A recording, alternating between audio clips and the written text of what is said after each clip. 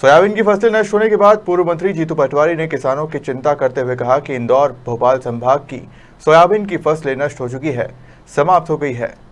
बड़ी मुश्किल से किसानों ने फसलें बोई थी, महंगे बीज खरीदे थे जो अब बर्बाद हो गए। जीतू पटवारी ने कहा कि आज हालत गंभीर है, खाद की कमी से भी हम लोग जूझते रहे हैं। सीएम शिवराज जी ने घोषणा की थी कि 40,000 पर हेक्टेयर किसान को खराब फसलों का मुआवजा मिलना चाहिए। आप ही की बात को आपको दोहराना चाहिए।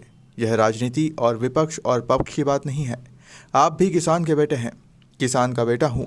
अगर इस वेदना को आप और हम नहीं समझेंगे तो किसान की आत्मा कैसे बचेगी। इसलिए इनको मुआवजा दिया जाए ताकि यह अगली फसल बो सके। और भोपाल संभाग की सोयाबीन की फसलें नष्ट हो गई है, समाप्त हो गई है, नाश हो गया उस फसलों का। बहुत मुश्किल से किसानों ने फसलें बोई थी। 12,000, 10,000, 13,000 ऐसा बीज खरीदा, इतने महंगा बीज खरीदा और लगाया था। आज हालात बहुत गंभीर है। खाद की कमी से भी हम लोग जूझते रहे।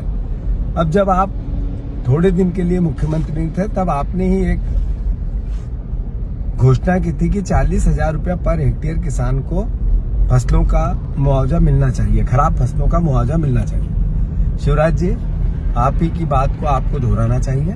और ये राजनीतिक बात नहीं है, दलगत की विचार की बात नहीं है, आप विपक्ष और पक्ष की बात भी नहीं है। आप भी किसान के बेटे हैं, मैं भी किसान का ही बेटा हूँ। इस वेदना को आप और हम नहीं जिएंगे तो फिर इन किसानों की सुध लेगा कौन। और राजनीतिक दल इस समय किसानों के साथ खड़े नहीं होंगे तो फिर ये किसान की आत्मा बचेगी कैसे। 40,000 रुपया पर हेक्टेयर मुआवजा इसलिए अभी जल्दी में जरूरी है क्योंकि अगली फसल किसान को बोनी है। खून के आंसू रो रहा है, वेदना अद्भुत है, पीड़ित है, दुखी है। और मैं अपने अनुभव से ये कहना चाहता हूँ कि इन सब बातों को देखते हुए किसानों की आत्महत्या ग्राफ बढ़ेगा। शिवराज जी, पूरे मध्य प्रदेश में किसानों की अंतहीन वेदनाओं का दौर चल रहा है। कृपया करके आप जल्दी से मुआवजा डालें। और ये मैं आपसे जब अनुरोध कर रहा हूं तो मैं एक पार्टी का कार्यकर्ता, एक विपक्ष का नेता नहीं, किसान का बेटा कर रहा हूं। तो हाथ जोड़ के प्रार्थना है, जल्दी से सुन लो। धन्यवाद। इंदौर से नीरज बोरासी की रिपोर्ट।